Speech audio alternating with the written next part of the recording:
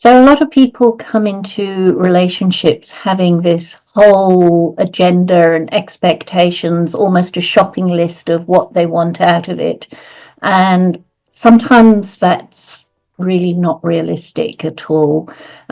We all have things that we want in a relationship. You might want your partner to be kind, to be honest, but these are sort of generalized things. But what I hear a lot is, I want them to be really protective of me, but allow me to be completely independent.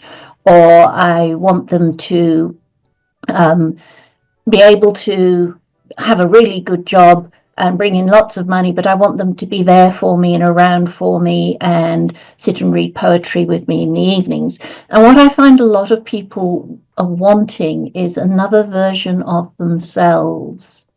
And that's sort of setting unrealistic expectations going into a new relationship, and is sort of a bit doomed to disappointment.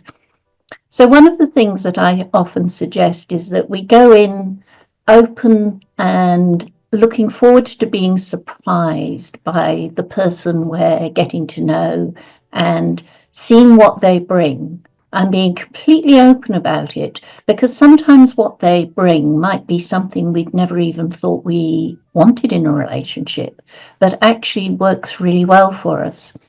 So it really helps if we can be that sort of open-hearted, open-minded, and just be there to be surprised rather than going in with a checklist.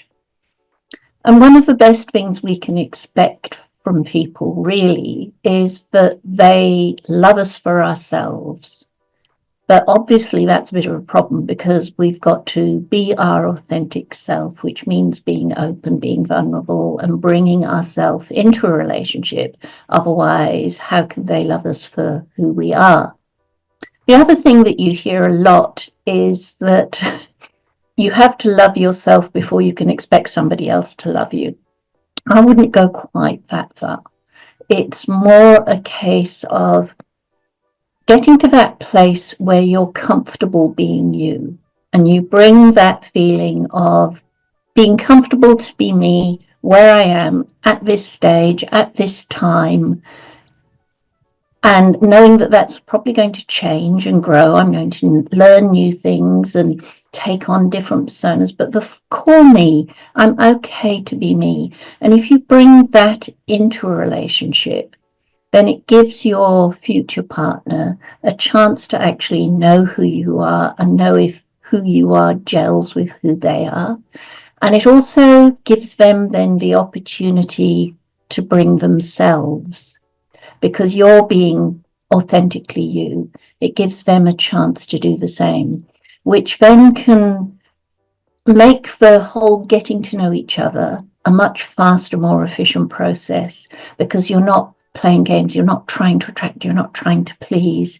And it brings in a sense of realness, so that you know who this new person you're getting to know really is, and see how that gels with you. So if you can leave the agendas behind and just explore them as another human being, and allow them to get to know you as your authentic self, it's amazing. Even if you don't end up as a partnership, a love relationship or a romance interest, you might end up as really good friends, because you've brought that authenticity straight into it.